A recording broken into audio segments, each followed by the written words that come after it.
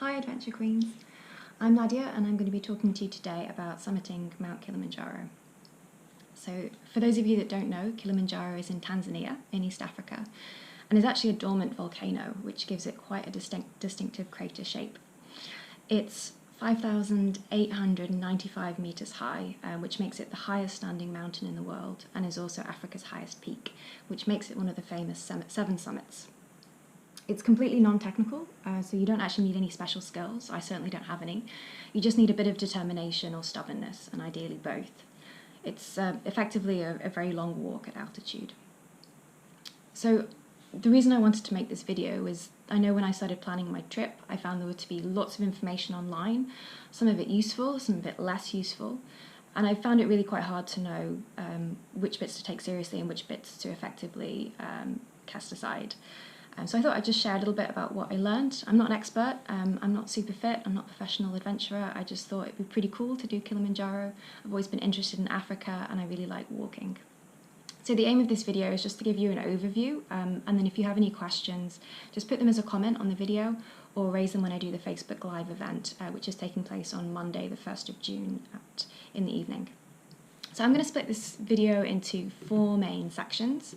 The first is talking a little bit about some of the decisions that you're going to have to make once you've decided that you want to summit Kilimanjaro. The second is talking a little bit about training, but that section will be very brief for reasons that will become apparent later. I'll talk a little bit about kit, and then I'll finish on kind of what to expect and what I found out from summiting Kilimanjaro that I wasn't really expecting. So once you've decided that you want to hike up Kilimanjaro, one of the first decisions you're going to have to make is when you're going to do it. And you can pretty much do it all year round, but you probably want to avoid maybe April, May, and perhaps November, which is when Kilimanjaro sees its highest rainfall, or there's a higher chance of rain overall. I did it in October, which was about 6 months after I decided that I wanted to do it. It was more as a result of the fact that I just had quite a long holiday, and I thought I should probably leave it about half a year before I tell my work I was going to take another 3 weeks off. So not really a scientific decision, but I was really pleased with it. We had great weather. It wasn't too cold and there wasn't very much rain either, a little bit here and there. I also found it wasn't too busy as well, although that might have been as a result of my route choice. And that's another decision you're going to have to make. So as you can see, there are quite a few route options, and which route you choose should really be based on what you'd like to get out of the trip. Some of the routes are easier, some of them more difficult. I've heard people talk about wanting to do more challenging routes to really push themselves. I wanted to do something which wasn't too difficult. Some of the routes are more busy than others, some are cheaper, and some you'll see more wildlife, more scenery, and so on. I personally chose the Rongai route, which is the one it's in the top corner. I don't know if it's right or left because I think this camera flips, but it's near the Kenyan border. I chose to go with a company called Zara. I wanted to go with a local tour company, and I wanted to, but I wanted it to be reputable, so I went with a company that had been recommended by a friend and was also a reasonable size. Just to be clear, due to some laws that were introduced several years ago by the Tanzanian government, you can't hike up Kilimanjaro independently. You have to do it with a guide, and that's quite apparent as soon as you get onto the trip, because there's lots of checks of paperwork to enter into the Kilimanjaro National Park. So the next part, moving on to training. So unless you are regularly doing high altitude hiking, I would really recommend that you do training. It is a very doable mountain. As I said, it's not technical, but it's not easy. So I wouldn't recommend just kind of approaching it without having done any preparation. When I was doing my own personal research, I read that the best way to train for it is to do lots of hiking in the mountains and ideally at altitude. But for me, this just wasn't possible. At the time, I was living in Lagos in Nigeria, and it for many reasons wasn't possible to get out walking. We actually tried one weekend and managed a decent walk around the outskirts of the city, but the following day found out that someone had been kidnapped in that exact spot just a couple of days late, just a day later. So obviously after that we decided not to do it again.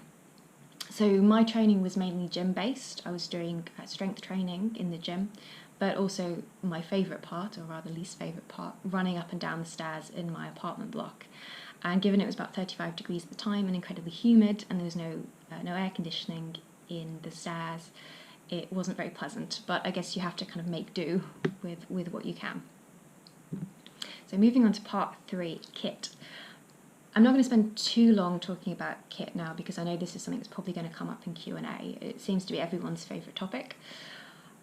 I found when I was doing my research that I got real mixed messages, but the overarching message I got was that you need lots of stuff to do Kilimanjaro, and in particular you need lots of expensive stuff and really good brands. And I just want to say this is really not true.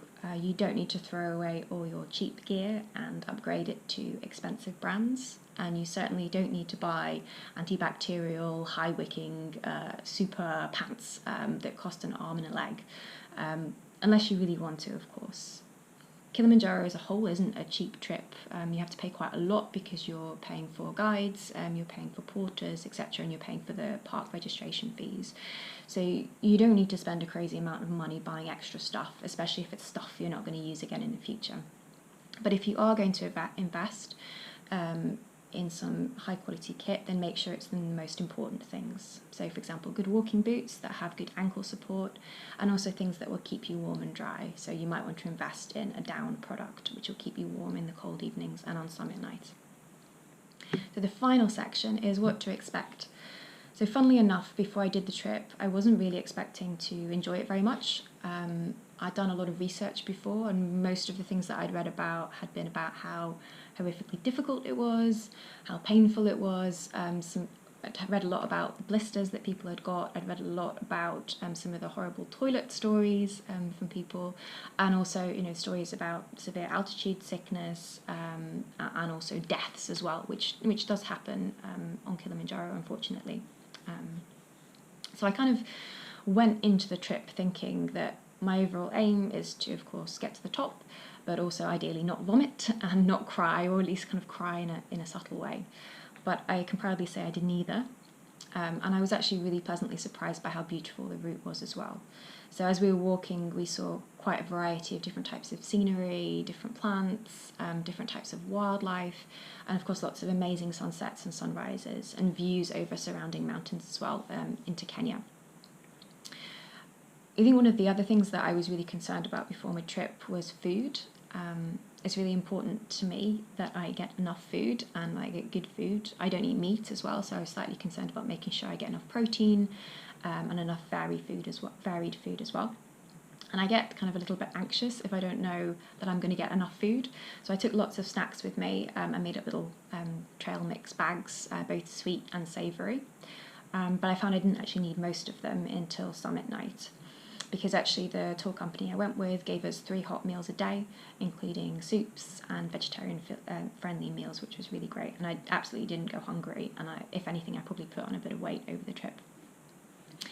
And generally what happened in the day was that we would walk for a bit and then we'd stop for lunch and the camp would be set up, and that would be where we'd camp for the night. And then what we'd do in the afternoon after lunch was we'd do an acclimatization hike. So we'd hike up a little bit further for a few hours and then come back down to camp.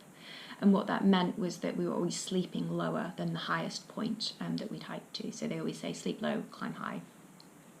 The only very different day was, of course, summit day. And for that, you get up in the middle of the night, which is quite difficult because I was too excited the evening before, so barely got any sleep. Got up in the middle of the night, and then you're walking through darkness, going up Kilimanjaro. I'm not going to lie, it was pretty tough.